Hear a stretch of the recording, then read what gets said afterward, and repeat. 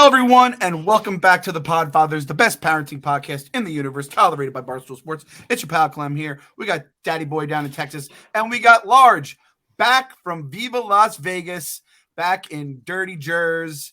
How we doing, big man? Did we got some FaceTime with the bird that left the nest? Yeah, he showed up. A lot of traveling. He had a connecting flight there and a connecting flight out. When was the first time you guys flew by yourselves? 12 years old? 13, no. I'm not sure, honestly. I'd say probably about 12. That's a good question. I went to Florida in August, and I said I will never be going back to Florida in August for the rest of my life, and I still have not done that. I've kept my word because it fucking sucked. It was so hot out. How did you fly by yourself at 12? Let's see. The unaccompanied minor thing, right? Yeah. Is it so 12? It was between the between 6th and 7th grade. That's 12 years. Yeah. Is that right? Yeah. I don't know. I think parents just said, beat it, nerd. I just kind of stuck the ticket out. Had a talk boy in my hand. Oh, wait, that's the Home Alone. That's Home Alone 2 right there. No, I think I know now because I was booking the flights for our trip to Disney. And there was a whole thing. I mistakenly booked Sienna and AJ on their own flight. Like, it was the same flight as us, but they were booked separately. It was like you have to pay $1,000 per person, basically, to, I guess, have someone watch your kid. I don't know if that's what my parents did, but at that point, I was pretty well put together. I was much smarter and more put together than I am now. Yeah, now it's way cheaper to do unaccompanied minor. I think it's usually it's like $125 each way or something like that. It used to be that way on Southwest and Delta, and all those things do it too. Really? Did they do it with connections? No, I think they will do it. I never felt comfortable because when Kelsey used to have to go to her bio mom, she would take flights. And when it first started, it was brutal, man. I'd have to fly from here to connect in Atlanta and then to South Carolina. And then on the same day, I would go back through Atlanta and come back here. So I would do all 4 legs in one day and come home. It was awful. And then when they were finally a direct flight, Kelsey could go on there and she'd have like her little iPhone or iPod at the time and like a Fire tablet or whatever and her little red hair and sending her on the seat with the flight attendant. It was cute, but she did fine with it. And it was a lifesaver having unaccompanied minors. But I don't think I would have ever done it with a connection. Mick's 18. Yeah, I think I would trust him. Yeah. Yeah, and so all of a sudden it's like we were like, get yourself to the airport, which is over an hour away, Tuscaloosa to Birmingham. And then you're getting on this flight. And then you have an hour once you get to Atlanta to then get on this other flight. And then you land in Vegas around 11 o'clock and then grab a cab to the casino because we had a dinner that night. And then that's a big step in his young life. That's a big step. Yeah. And he was like, yeah, okay. And then, so we just did that because I had Annie flying out. So Annie was a direct flight. I had already been out there for 4 or 5 days. And it wasn't until the day before he flew that I realized that I was going to be out with customers. Annie was going to be on a flight. Like, he had nobody to call. Like, if he called me while I was at Carbone, there was no breast to nurture himself off of. Right. And so that was probably, and again, he's 18. He's 6'2". He's not, that cute little Kels with their iPad, the red hair, and the dimples, So I thought that would, but once we got to see him, it was just absolutely fantastic. Just really, really good. And he seems like he's doing pretty well. Seems like he's thriving. So you're at a stage where none of the other dads are on this. And I know that having teenagers, because I have one too, they can be very fucking annoying. Is this first trip that you've seen him, all those little things that you're annoyed by at home, have they gone by the wayside and you're like, oh, I don't even remember those things? It's my bustling baby boy. Come here, come to daddy. It's unbelievable how time heals all wounds. Yeah. And listen, there weren't any big wounds. Mick is aces. He's been doing very well and stuff. But even like you say, Chaps, like we see videos of him as a kid where he used to be a little prick. Yeah. He used to love to push buttons and stuff. Like all of a sudden, nobody would be looking, but the camera be on, and he push his little brother. You know what I mean? Who do you think you got that from? Who do you think you got that from? Annie, 100%. That cunt. So yeah, all that shit's gone. And we stayed in the same room. We had the two. So it went from not seeing him to having to be like, he was at the bed next to us, for 3 nights in Vegas in like a room, like sharing a bathroom, like the whole deal. And he's a man now. Yeah. Like he walks out of the bathroom. We both happen to have on like similar underwear, those athletic briefs. Yeah. Like he walked by me in his, and I walked by in mine. And it was such a before and after picture, right? And this time I was the after picture. I was like, Mick, take a look at your future. You know what I mean? But this is called gout, son. Yeah. I mean, he's got the hair and everything, and I got nothing, and I got the fucking furnace hanging over. And but no, it really was wonderful to see him. And I had like a whole little like speech to tell him as he was getting on the plane, because we were flying out at the same time. He had his 6:05 a.m. flight. Ours was like 6 o'clock on the button. So we were able to go to the airport together. And then when Annie and I and he had gotten to the airport, we were a little bit, not late, but I had to check a bag, and I had to wait online to check a bag.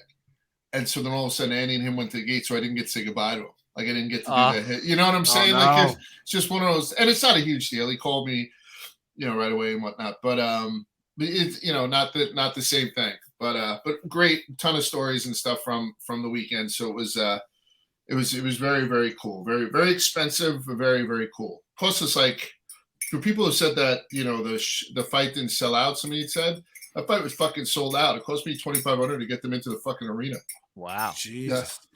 Yeah. Is my mic not going well? No, I think it's through the. I think it's the computer. Yeah, it might be through the computer right now. Okay. We'll keep this in the podcast too, so people can hear Large walk himself through this, or Annie comes in a little bit. If only there was a ticketing app that was sponsoring this podcast, we could tell them that's a great way to get cheap tickets. I mean, we'll kind of see. We had some fires in a fire pit that from unnamed fire pits that are not sponsoring. So again, I went to New Allegiant. It was very nice. Allegiant. Oh yeah, went to the Raiders. Am I through the snow? Yeah, you're good now. You're good now. Yeah, that new stadium is gorgeous. I don't know what New York and New Jersey did with all those billions of dollars to build that piece of shit. That stadium is the You've worst. Been right, man. Chaps? You were at like Army Navy there, right?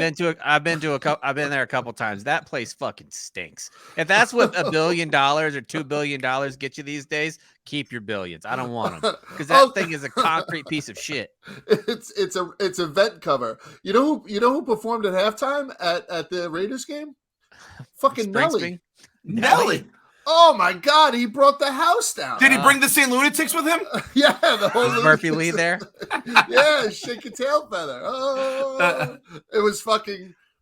They should have the Super Bowl there every year, and Nelly should play the halftime show every year. They really should. I mean, honestly, Vegas for the Super Bowl would be incredible. Why do you need to go back to Minnesota if you're there? Like, what are we gonna do in Minnesota? What are we gonna do in like fucking Indianapolis? Why not just stick it in Vegas or San Diego every year, or LA every year now? Like you have those two huge and super nice stadiums in those cities that's gonna be warm. It's not gonna be cold. It's inside. There's a dome. You never have to worry about shitty weather. Be great.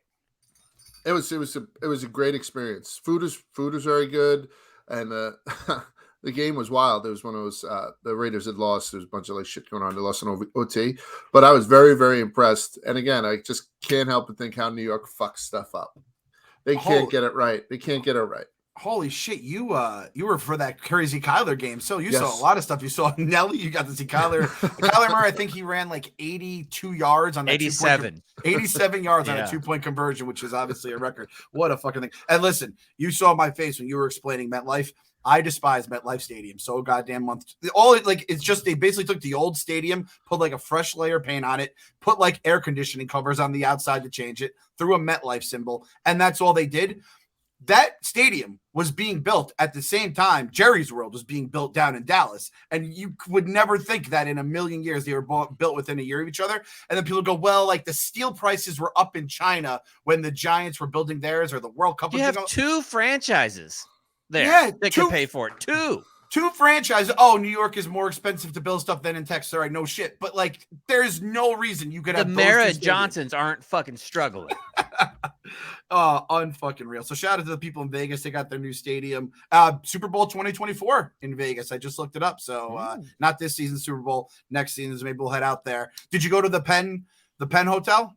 Were you at the Penn? No, nobody. We didn't stay at the M this time. I never stay there. I usually stay where the boxers stay.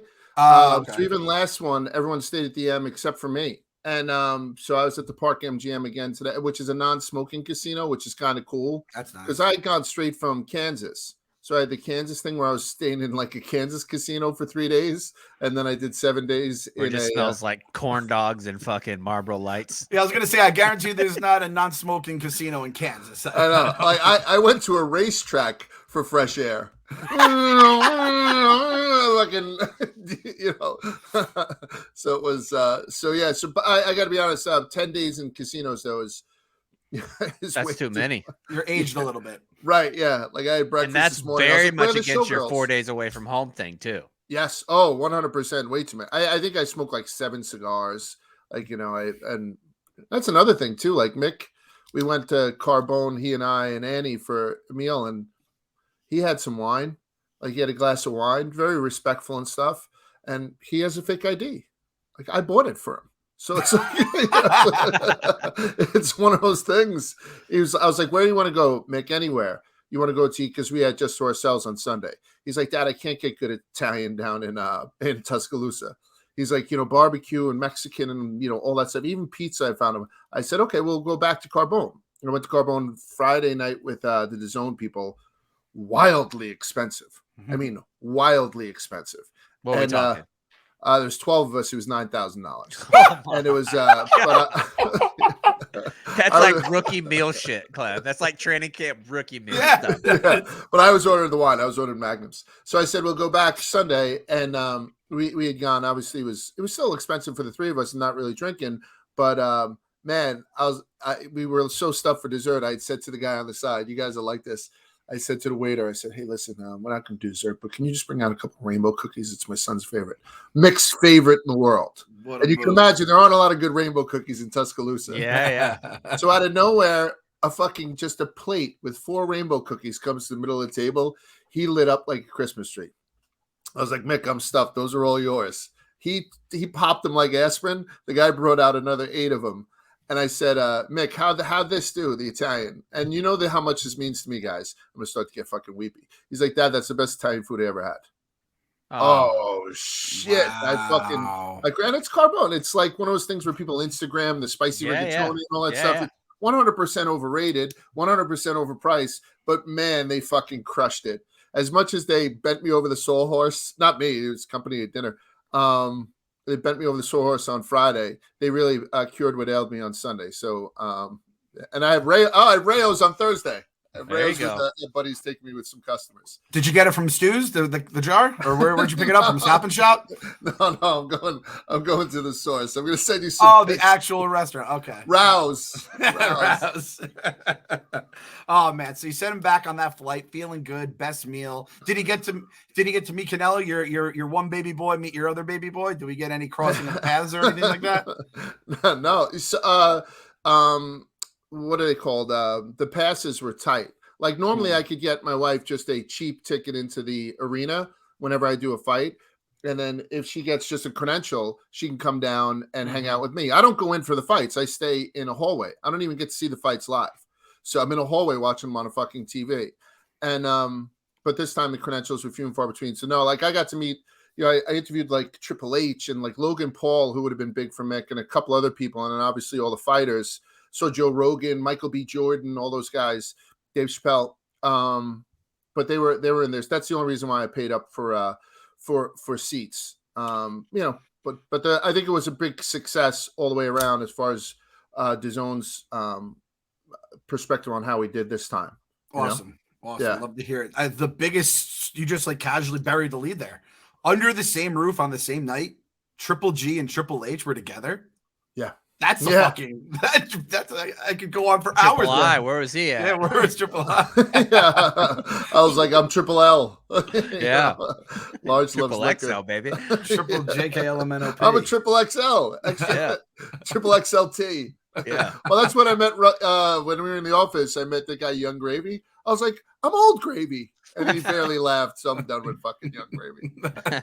Hashtag done with Young Gravy. I bet they call rainbow cookies feels like it's a different connotation down in Alabama right now. So shout out our guy Mick. Sounds like he's doing good. Woke cookies down there. Yeah, those woke cookies. By the way, I just looked up rainbow cookie on Urban Dictionary. It's a doozy here. Does anybody know what a rainbow cookie is in Urban Dictionary? I think we're going to be talking about several pockets of cum that are going to be eaten together. That's one of them. That's one of them. Don't do it to me, guys. Yeah. What is it? Sperm, blood, and urine all mixed together, then swallowed. Yeah. Used in a sentence, I can't believe she had a rainbow cookie last night. Who would want that? So, the more you know here on the Sperm, urine, and blood? Yep. Sounds about right. Everything Post-vasectomy action, yeah. Grown boy or girl needs in their life. Chaps, anything exciting down in Tejas right now? Just watching Discovery Plus, fellas. Oh, no. Just getting into it again. There's all kinds of stuff that's happening. One lady large, the same lady that had the colonic last week. Oh, same one. So her daughter graduated Corrections Academy. So she's going to be a correctional officer, as you could expect. And when she went to be a correctional officer, her mom threw her a big party, like a congratulations, you graduated the Corrections Academy and all this stuff. Well, the next thing you know, this lady comes up there and she gives a speech about her daughter graduating Corrections Academy. And she announces to the entire party that she wants to pay for her to get a lap band surgery, that she wants to do a tummy tuck for her daughter and several other cosmetic surgeries because her daughter hasn't been feeling very confident and she wants her to match how beautiful she is on the inside with the outside. Says this in front of the entire group. And the only thing I could think of is if I did something like that to my teenage young 20s daughter, I might die. Like that might be something that she killed me over, legitimately. And everybody's in the audience was horrified, and the woman just kept going. The same woman who's had her tits done like 6 times. Unreal. We got I think Joey sent the video of the woman doing the and I didn't realize we have ourselves a mimic here. That was one of the most incredible impersonations I've ever heard in my life. So much pressure. That was our boy Mick after a night at Carbona there. throwing a whole Try to get it out, yeah. Food down. Nothing really exciting here. Obviously, we had the Disney trip, so we're not going to be doing anything. Oh, actually, no. We went to a Mets game. We went to a Mets game on Saturday night. This is after AJ's been chanting "Let's go Yankees" at me for roughly 2 months now, just because he knows it pisses me off. And he's told me the night before we went to the Mets-Pirates game that he was going to root for the Pirates. Little dad hack, and I'm sure both you fellas know it. You learned along the way. Secret to getting kids on your side: just feed them until they can't fucking see anymore. Or buy him stuff too. Like yes, if he goes in, he's like, "I'm shooting for the Pirates." Oh, that stinks because I was going to buy you a new Mets hat. So that is exactly what I said to him. I said, AJ, I'm only buying ice cream for people that root for the Mets. That's the first thing I said to him the night before. And he said, all right, Dad. The batting helmets. Yeah. Yes, batting helmets only yes, a fucking Mets fan. Sorry. Yep. It doesn't have a Pirates helmet here. So I let him know that going into it. Sienna roots for the Mets. She also says, let's go Eagles. Again, my kids just like to fucking piss me off. And we all know the people that rooted against their dad's favorite teams. The Red Sox fan, Chapsy, right? So you became a Florida State fan, right? Yeah, my dad was a huge Gator fan and loved the Miami Dolphins. So I was like, you know what? Fuck that. I like Florida State and I like the Jags. So if that's not like, and my Jags really, really started to take off once we beat the shit out of Dan Marino in the playoffs. And I think it was 96. Retired Dan Marino whooped the fuck out, and they're up like 38-0 at halftime. And I just looked over at my dad and I'm like, man, that must suck, man. My team's going to round 2.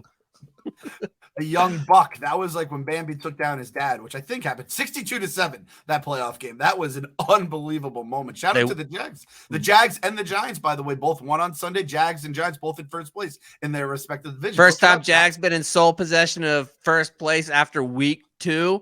Since like 2007. The PFT were looking it up yesterday. Oh my God. That is unfucking. Even when they went to the AFC Championship in 2017, they started out 1-2. God damn it. That is unbelievable, man. So that shutout, dude. That shutout 24-0. Goddamn DirecTV, man. Like there's certain times in a dad's life where you need things to work correctly. The Jags are awful on a decade by decade basis. And they don't get big wins, dominant wins that often. DirecTV was completely down, like streaming services. after the first score. So I saw the very first score. And then after that, I'm just sitting here clicking refresh on my DirecTV over and over again for like 20 minutes and never comes back. I finally log on to my actual computer to find like a stream of it. So many of the streaming sites are down because they rely on like the streaming app too. Yep. Couldn't get it done, man. I was so pissed not being able to watch the only game that they'll probably play well all year. Infuriating. There is a tough part for, I think, dads or just people in general, which again, dads, like our wives basically bury us for Sunday for the next, 4 months, whatever it may be. And to have like a little peek of dad's really fucked right now. He can't watch the goddamn Jaguars on TV. And I'm sure the kids were probably a little happy, even though I'm sure you were losing your goddamn scared mind. Gus half to death, Clem. Gus is in here watching with me, and we have the first score, and I'm like, fuck yes. And then it freezes, and it freezes at the point. I know exactly where it froze. It freezes when you could see the ball pop out of Matt Ryan's hand. When Josh Allen comes around the right side, does a little swat at the ball, and he causes a fumble, and the ball pops up into the air, and it's just hanging out. And that's where it freezes at for me. The ball's in the air, frozen with the little thing going around in the middle of my TV screen, completely frozen. I can't watch shit. I had no idea what happened. We ended up getting the ball though, so that was great.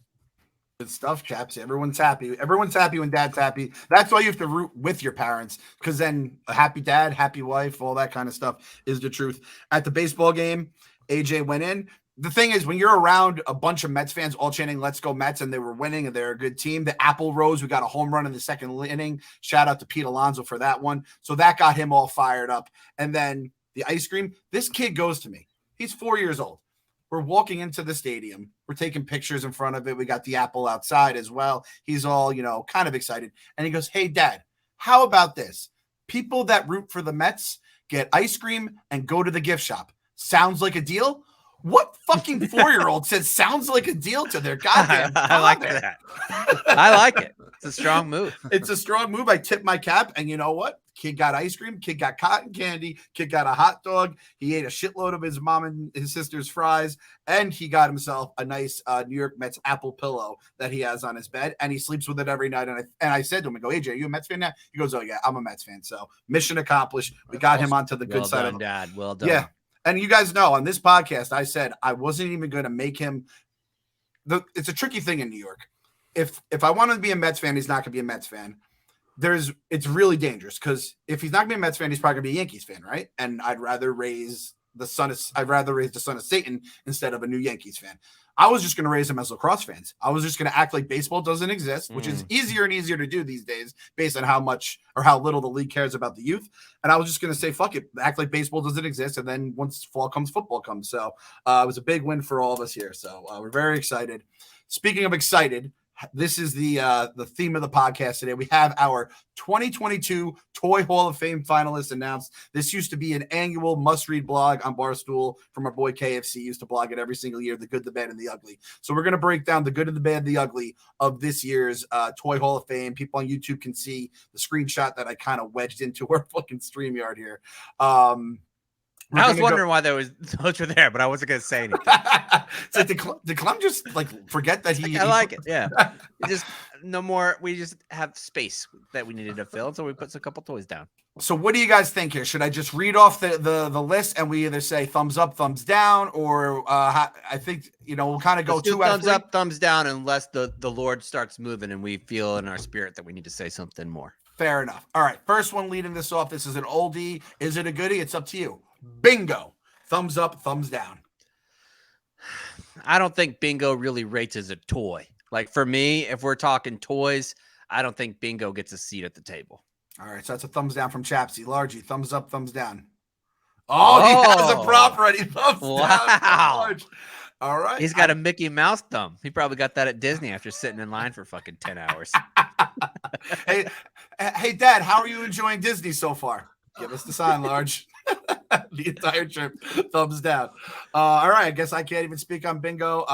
It's been kicked out of the Toy Hall of Fame. Does not make the nominee list. By the way, they opened the voting on last Wednesday, and it's going to be voting through September 21st, which is actually the podcast will have closed by then. Then they announce them on November 10th, day before Sienna's birthday. So bingo's out. I will say this. Have you guys done bingo since, like, have you done like adult bingo where you go out, maybe get some drinks or whatever and just play it and maybe the kids are running around? Have you guys done that? Large, have you done that? The school does a fundraiser every year, bingo night, and instead of like cash, they give out prizes. So the family goes and everyone gets the same amount of tickets. Can't have one person who gets like 30 tickets, to staff all over the place. So it's okay, but it's always been an older person's thing more so than a younger person's, than a toy. Yep, and I think that's where the problem lies. I went to Sienna's like best friend, his mom like loves going to bingo night, so we've gone to a few of them. The kids can go too. There is something fun about bingo. It gets exciting. You're one away, all that kind of stuff. I actually went to a bar where Saturdays Are for the Boys was going, the infamous bar that our boy Feidelberg went to, and it just happened to be bingo night when I strolled in. It was at Newport, and I'm telling you, man, bingo gets the juices moving, but it does you do feel like such an old fuck when you're there. You feel like you're more than 50, half 100 as you're playing bingo. So it's also one of those games you don't have fun unless you win. There's nobody that, like, if you came in second place the entire bingo night, you didn't have a good time. Like, there's just no way you did. Exactly. I agree 100%. Next up, Breyer horses. Now, I'm going to try to, I don't know if you guys can see it in the thing. It's just toy horses here? It's those hard plastic toys. I believe the hair was kind of like a real. You could see it in the spreadsheet I show. You could see it in the picture of it right there. That's that horse. I don't know. A lot of people who had sisters would have the horses. Thumbs down. I'm giving thumbs down too. Thumbs down on this fucking horse. How about stinks? How about this, Chapsy? I rebuke Breyer's horses. Yeah, dude, get us out of here. Horses. I think a toy horse could be a throw-in. Like you're like, oh, we got a cool Barbie, throw in a horse. The horse is not the star. Give it at least one joint. Yeah. Stiff plastic toys outside of maybe army men, something very smaller, or those but even those little wrestlers. Joints. Yeah. No, like the plastic army men, they were all green, or the little plastic wrestlers. Oh yeah. Or the homies. Soldiers, Remember little homies? Yes. Yeah, but when they're that big and they don't have, movable joints and stuff, that's okay. But when you got something like that, give me something I could gallop with. Yeah, you're going to go like this clock down the road looking like some kind of fucking idiot? Like a poor? Yeah, like a dumb little bastard. That's what carving out of wood. Like a piece of poor. Shit. I'm going to go ahead. I'm going to rebuke these Breyer's horses. Yeah, when I hear them out of here. When I hear Breyer's, I think of the ice cream, which is a very good ice cream. But fuck. I just saw one of the picture and it's my nemesis. Oh, one of the toys? Oh, one of the toys is a nemesis. Oh boy. We got a nemesis. I'm gonna guess it right now. So we'll go with the next one. Is it Lite Brite? Because that was nominated as well. Not Lite Brite, but I'm giving thumbs up to Lite Brite. All right. I am giving thumbs down to Lite Brite. Wow. Make the case for Lite Brite, Chapsy. Well, can I guess why you don't like it? Yes. They get caught in the carpet. It's so fucking hard, Lite Brite. They look so awesome. That clown looks so incredible on TV. Yeah, it does. Great song, Lite Brite, Lite Brite. Everything about it should be awesome. And then you get Lite Brite, and it just looks like a fucking. I'm also an awful artist. I have failed arts and crafts a million times in camp, even though that shouldn't be possible. I sucked at Lite Brites, and I always hate them. And then you lose the pegs. They get caught in the carpets, under the couch, all that kind of shit. So I personally hated them. You make the case for Lite Brite now. You know what? I'm actually not going to. I'm going to switch my thumbs up to a thumbs down and add a rebuke, because this is the type of toy that you think that you want. Like if you're walking the aisles of Toys R Us, you look at it and you're like, this is what I want. In reality, this is the type of toy you play with 2 or 3 times and then it's just stuck somewhere and it never gets played with again. I rebuke Lite Brite. I think it's similar to when you ever used to see those Play-Doh, the factories where they used to like be able to make burgers that looked exactly like it, and then you came home, you had the Play-Doh, and your colors started to mix together. Everything turned, everything turned to brown and stuff like that. Yeah, realistic expectations and not a big deliver on the Lite Brite. Strong thumbs down. For strong thumbs down. I like this, boys. You know what we are? We're like the old curmudgeon baseball runners that aren't going to vote anyone into the Hall of Fame this year. So let's just keep the fucking hate train rolling. Chapsy, tell me your nemesis here, because this is getting a thumbs down from you at the very least right now. That little He-Man is my nemesis. I don't know if you. Tell the story. Tell the story, everyone. I do know it. My dad was in the Navy, and so he was gone a lot, like doing floats and things like that, 6-7 months at a time. So it was just me, my mom, and my older sister for a while. I used to love hanging out in the bathtub and playing. One of my favorite hobbies was soaping up the tub and just sliding back and forth as fast as I could in there with it, slick as hell. I played in the tub all the time. And one of my favorite toys to play with was that He-Man that's standing right there. And that He-Man has a rubber band on the inside. So whenever you twist it, it'll spin back around. If you kind of like a swing, if you do the swing tight enough, it'll swing really fast. Well, I'm sitting there twisting it as hard as I can, like most little kids do, and my hands are soapy. As soon as I go one time too many, it drops out of my hands, falls into the tub, and grabs my dickhead like hard and just pinches it. And I start screaming bloody murder for my mom to come help me. And it's like on my junk. And my mom has to take it off. There was no internet. There's no Google or whatever. The end of my dick is basically purple. And she has to call my grandfather and explain what's going on. This is my grandfather, who's like a Southern Baptist pastor for like 50 years, like explaining to him something weird's going on with my dick. And my mom is kind of nervous asking my grandfather about it, but he just starts busting out laughing, thinking it's like the funniest thing ever that my dick is hurting. And he's like, he's going to be fine. Just give it a couple days, have him wash it off and go back into the tub. So no, I did not like the He-Man. I love that story, and that, along with the fact that He-Man was my guy growing up, is why I'm giving it a thumbs up. Yeah, he's my guy too. I got to give him a thumbs up too. He's so much fun. Put the dick up, Chapsy. Put your dick up for him right now. It made it through it. It survived. How many times has that dick had sex with your wife? We're sitting at probably around 1470 right now. There we go right now. So all's well that ends well. We're going to let the masters of the universe in. Large came on my mom's basement, and we did like a little recap of the He-Man that they like rebooted or whatever, and there was a lot of talk of toys. Like, I think, Large, your younger brother watched it, right? And you got into it through the toys and your younger brother. Yeah. So he had all of the dolls. So I was able to tell you guys about how Mossman, if you took, they just added a little bit of, like that fake shit to Beastman. Like Beastman was there was two guys that stunk, right? There was two guys that had like the smell to them and whatnot. I liked He-Man, but I didn't think that the remake did it any kind of justice. Yep. The remake wasn't that good. I don't even know if they released the part 2 of it. How do we feel about She-Ra? Oh, I used to like myself some She-Ra too. I used to also like the girl from Thundercats too. Oh, Cheetara. Oh, Cheetara. Yeah. Big Cheetara. Oh, yeah. How'd you feel about Captain Planet? I don't know Captain Planet. Oh, he could get it. Oh, goddamn. I hate when Large ages out on us and he I'm missed sorry. all that shit. Oh, I love working Captain Wall Planet Street. because that Captain Planet, so. you know what that came on after, Clem? Was that American Gladiators? No, WCW Pro. Oh, shit, that's right. So we're talking TBS? Yeah. We're talking TBS. Yeah, that's right. I was locked directly on Fox with my WWF followed by American Gladiators. So two different, lots of Chapsy throwbacks here. We're talking He-Man in the tub and fucking. Did you know Dr. Cox from Scrubs was on American Gladiators at one point? No. Oh, yeah. Dr. Cox. I saw it on Reddit the other day. It was Dr. Cox on there as a contestant, not as like, I thought he was a gladiator. Like Iceman or Sable or anything like that. He was on there as his name, like fucking Brian or whatever his John T. McGinley. Yeah, he's out there just getting after it. Holy shit. I was like, did this guy stop using steroids? That's how he got off of American Gladiators. But yeah, here we go. American Gladiators.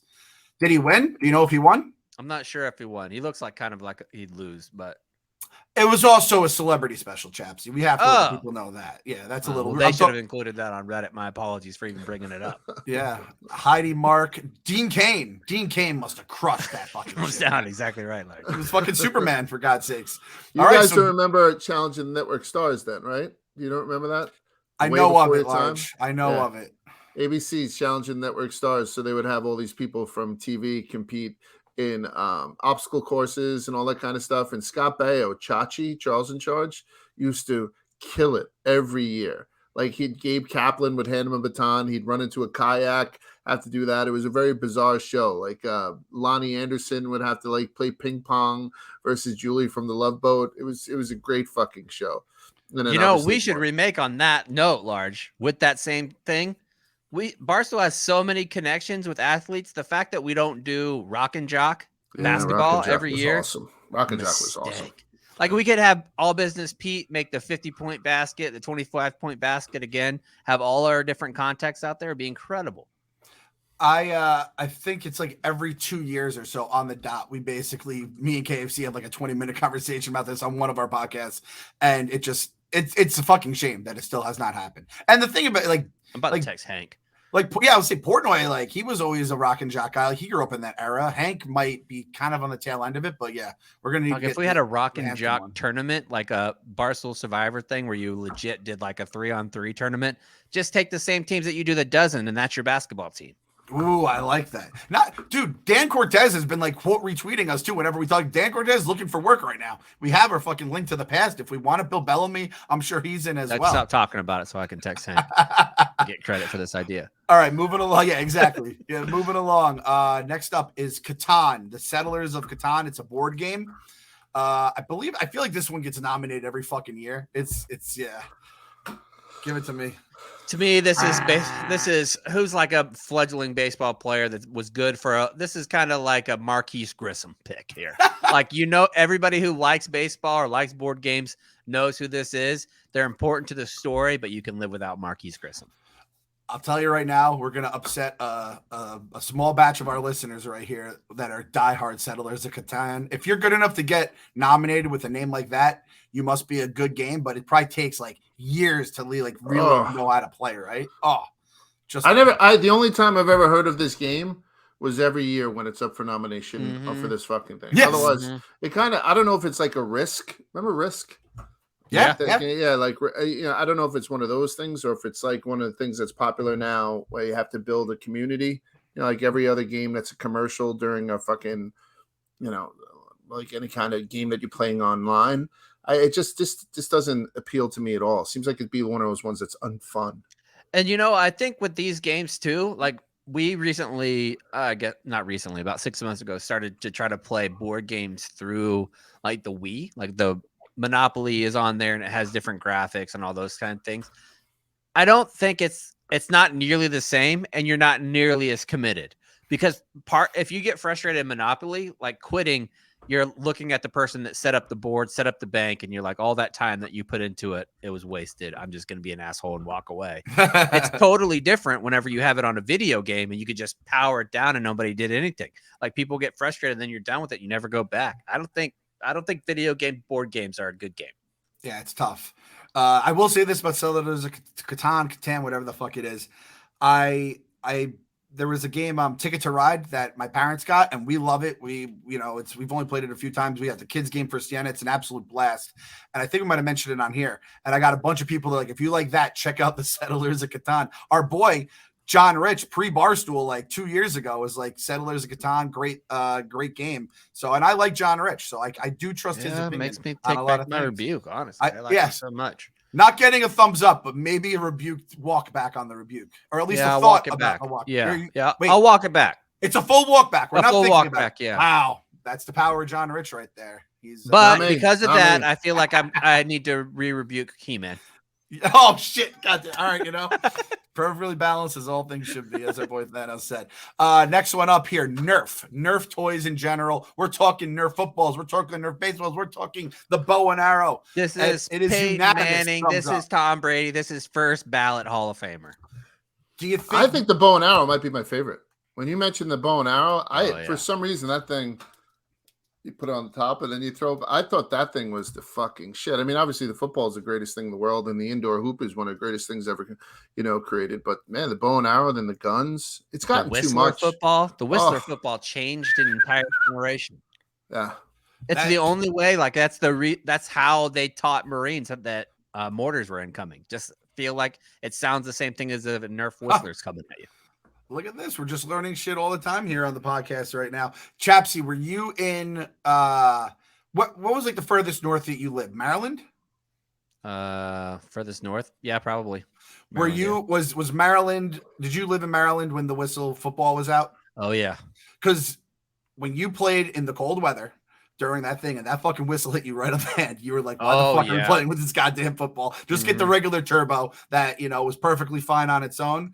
So the Nerf, it's funny, Large, you mentioned that about the bow and arrow. There was a toys draft on the dog walk. KFC was on there. So he had a little bit of an older point of view from a lot of the guys. Not one of them knew what the Nerf bow and arrow was. It was such a fucking depressing moment where you just feel old as shit. They're like, what are you talking about? And he was like trying to, it was like almost a wasted draft pick. So Nerf auto win. I think Nerf is going to be the one. It's going to be for that draft. This is for the draft.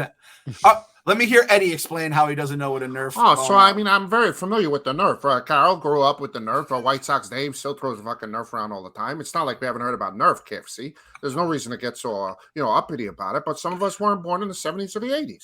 We're lucky enough to grow up in the very beautiful 90s, and we're all suddenly go down whacker, and then you make a turn. The goddamn best.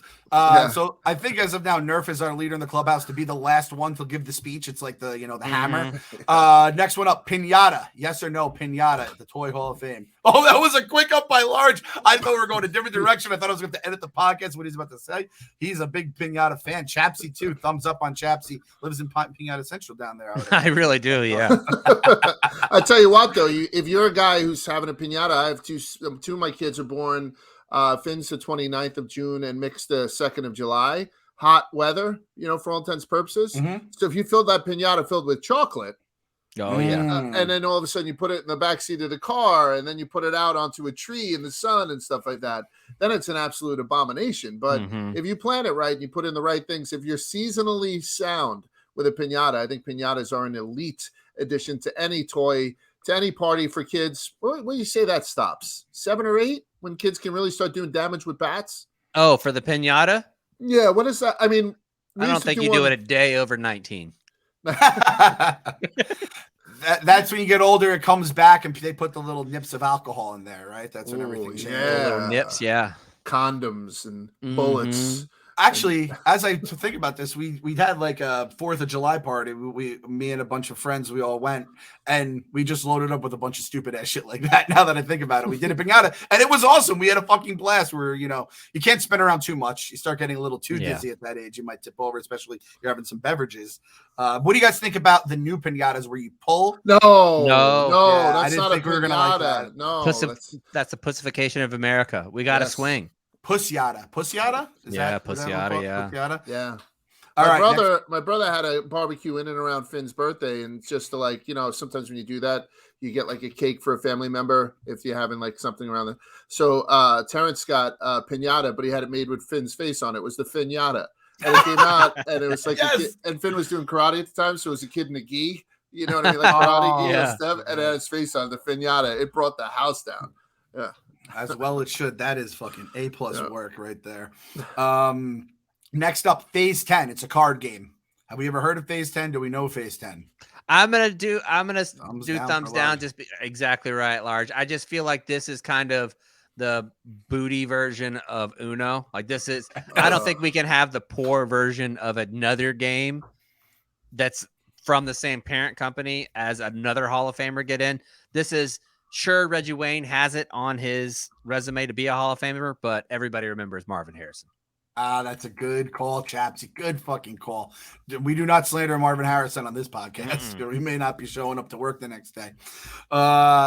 I think I got Phase 10. My mom gets it for me like once every 5 years for like Christmas. I was I got this. I think you guys will like it. And we just never open it. We just have a bunch of them sitting in the closet right now. That's what I feel like Phase 10 is known for. Just being in a drawer. Just being in a drawer. Pound Puppies. This is a throwback. Yeah. Because not just the Pound Puppies, but the Pound Puppies offshoots. I don't know if a lot of people remember, but that's where the slush puppy came from. What? Oh, yeah. This is chock full of fucking fun facts today and new information to us. I had no clue. I always liked the Pound Puppy. Never had a Pound Puppy, but I never really wanted one.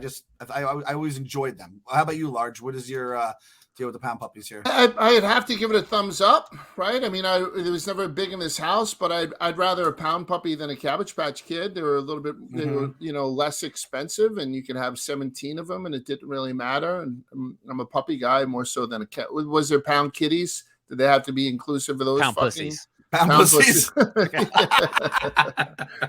they have the smaller ones, the Pocket Pussies. You know what I mean? Yeah. But yeah, I mean, Pound Puppy sounds great as a toy.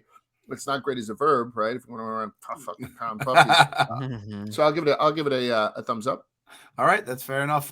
Next, and AJ for the first time asked about getting a dog. He goes, "Can we get a puppy?" I was like, "Motherfucker! I've fought off your sister for a few years. She's easy. She just forgets. He is a motherfucker. So that's going to be a problem. We are not getting a dog in this house." Next up, Racco. I'm going to just say this is a straight up. I might rebuke-o at this point. I don't even know what of this is. This is an abomination that's even on the list. I know Racco. Racco stinks. You get what is it? You get like 10 cards, chaps. You line them up on like a little, like card holder. It keeps the cards up so you can see it. And it's like cards numbered 1 through 100. And somehow you have to go and get your cards in sequential order. And that's the whole idea. So let's say you have 1, 16, 3, 4. At the end, it's got to be 1, 3, 4, 9, 11. Who doesn't 16. love a game of organizing? It's math. It's organizing in math. Yeah, it's absolutely terrible. You guys want to go organize the filing cabinet A to Z? It'll be a hoot. Sounds like a great time. Wow. I remember. I've never seen the other one that you just said, the 10 thing, but Racco. Oh, Phase 10. Wow. Phase 10. I don't know it. I love Uno. Somebody doesn't spend a lot of time in Dollar Generals. Yeah, but Racco, I remember. Racco's an old school game too. It's fucking terrible. It's before we had actual games. Yeah. Speaking of which, Spirograph next up on the Lincoln board. Logs were legit sticks from trees. The next up was Spirograph. Woody boys, any experience? With Spirograph. That's fun. That's a good time. That's an awesome rainy day activity. I'll go. Yeah, that was pretty harmless. Spirographs were harmless, and like it was nothing like Lite Brite's getting. You always lose the discs. Right, there were little plastic discs. You put the thing in, and then you start doing that until it gets dizzy and passes out. After a while, there was no more room on the fridge. Hey, look at this! Oh yeah, it looks just like the last one, but green. But all those were negligible. So I'll go. You know what they should have done with that? They should have done like a hybrid where they have that machine, the little thing where you make the swirlies, and then you could send it in to Trapper Keeper, and Trapper Keeper will make a Trapper Keeper that looks like you're drawing. 100%. I like that. I like the way you're talking, Chapsy. Last up on the list, the top, the old spinning top here. Large. You're gonna have to go down on the top. Wow. Oh, large being viewed as the number one guy on the podcast for the top. That's It's made from clay. Is the top? Yeah, question made from clay. Yeah, I mean I'm a power top, as everyone knows. Right. And I don't mind a dreidel in and around the holiday season. So let's dial that back. But despite being born on Christmas Eve. Correct. I didn't even like what was the one where the battle tops? Like even those I didn't find. Oh yeah, those are fun. Oh, they have a new version of that. What are it's like slammers, not slammers. That was for Pogs. Battle bots or some shit like that. There's like this battle stadium where they throw those in there and they do it. Yeah, zzz, and then you throw it into the fucking state. And then when obviously commercials are great. Commercials, it's almost like they had a fucking vengeance against each other. But one wound up going astray. I'm a seller of tops. Thumbs down. Out on tops. This could be. We could have differing opinions here on tops. I'm in on tops, honestly. Wow. Like if you throw me a top and you give me some fresh black top, and buddy, that's an afternoon. I'm ready to go.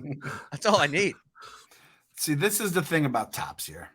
It feels like it's one of those players that played in like the 1870s, and it's Shoeless like, Joe Jackson. Yeah, it's like if you look at his number, it's like, yeah, but they're playing with a literal rock back then. They had rock, and like the biggest tree branch that fell in that city is what they use as a bat. So I don't know, and like Large is kind of, I feel like the old on the podcast. I'm gonna give our vote Joey. Joey, thumbs up or thumbs down? The top. Joey's vote.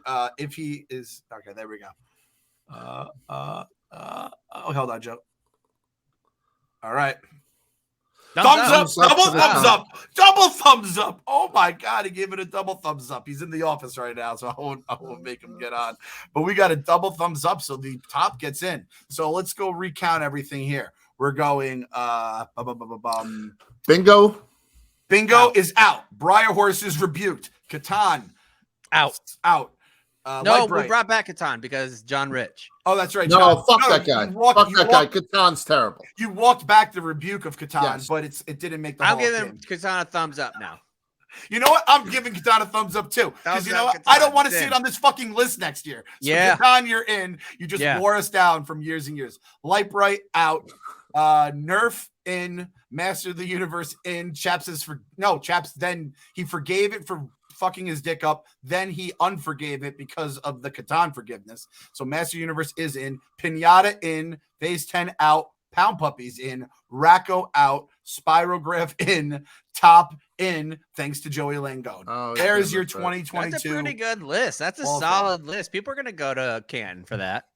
I'm proud of us for being like open-minded and, you know, changing our minds along the way and putting things in when you think we're doing. Yeah, we're not rigid. We're not old dinosaurs. In the spirit of Catan. Yeah, in the spirit of Catan. Why don't we next week? Maybe we just play around a Catan on the podcast. No, I won't. I don't want to. All right, John. I'll play Racco. John Richard will replace you. You can play. You Racco get a Lite Brite. We'll have a Lite Brite competition, and then we'll start up our record club. There we go. Chaps is gonna be working on that record club all fucking the rest of his life. I love it. Well, thanks. I put this up to a poll today, so we'll end with this. Better game when you were in school, or I guess camp. 7-Up or Duck Duck Goose? Oh, heads up 7-Up with a bullet. I mean, it's not even remotely close. Now, if you would have said heads up 7-Up or Red Rover, you'd have really had me in a pickle. I always thought Duck Duck Goose and Red Rover are more apples to apples because you're going outside and a little bit more running, where 7-Up is a much more laid back game. But Red Rover is an absolute.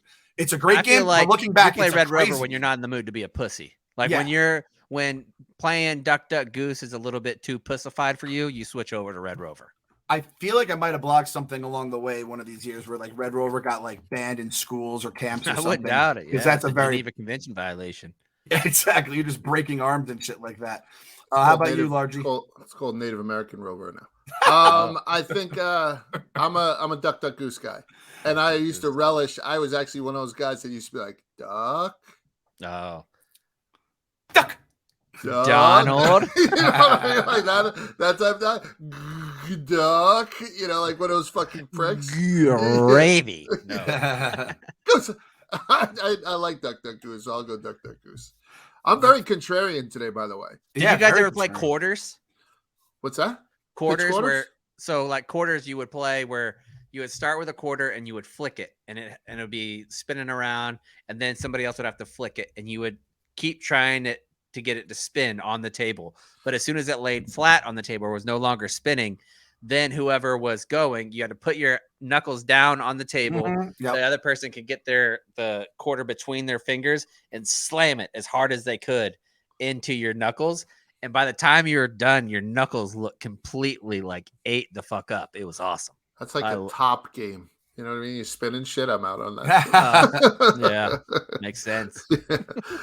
I choose Duck Duck Goose only because there was always cheaters in 7-Up. They'd look at your shoes and be like, "Oh, I didn't look." It's like you looked. You had no fucking. You knew exactly who got you there with 7-Up. It was always such a nice treat though when they're like, "Oh, we're gonna play 7-Up." Always came out of nowhere. It was never planned on that you were gonna play 7-Up. Usually a substitute teacher at the end of the day. Yes, and then the lights are off and everyone can just rest their eyes and just chill and be tired. So you know what? I want to say something here about Clem. I bet Clem was the most honest heads up 7-Up player there was. Like Clem just does not have the vibes of a schoolhouse cheater at all. He liked the honor of the game and the integrity of the game and stuck by it. Am I right there, Clem? Can confirm. It's something that it's just like, what's the point of playing if we're going to cheat during it? You're not getting anything out of it. It's just for the love of the game, and then you ruin it for everyone else. So it was one of those things, Chapsy. I held myself a little taller because I would always be, and someone commented on Twitter, like if someone had like squishy pants and you knew it was them because you heard them squishing by you and tap you, it's like, what do I do? Do I guess him because I know it's him? I was like, or would I guess who I think it would be? And I don't, I like to think that I didn't guess the person with the squishy pants. A fat guy in corduroys. Zoop, zoop, zoop. Like it almost causes a fire between his legs. Sounded like Big Hero 6 walking by. Just a whale against whale. Joey threw up running bases with pegging. That was a great game as well. Yeah. Legendary. Did you guys ever play football, baseball? No. So you play football just with the baseball and gloves. So you can make amazing diving catches and things like that. It was so much fun. Hurt like hell whenever you're going across the middle, got pegged, but it was a good time. I think you told me this. I had never heard of it, and I don't know if it's even a thing that's outside wherever you were. But I'm pretty sure we learned about who were you playing with, like twin brothers or something Yeah, like that. Louis and Norby. Yeah, Louis and Norby. That's right. I was like, there was some awesome name. Our boy Norby. Shout out to Louis. And long Norby, time whatever Stewie it is. Louis and long time Stewie Norbert. And then what was the other one? Buns up, where you throw it off, or wall ball. You throw the ball off the wall. Wall if ball, you yeah. touches it, and then you get the ball thrown at your ass if you lose. So, trip down memory lane. Comment in the YouTube, all the hundreds of you that are watching, your favorite school game growing up, or your Hall of Fame ballot. And we'll see you guys next week. As always, stay safe and stay sane.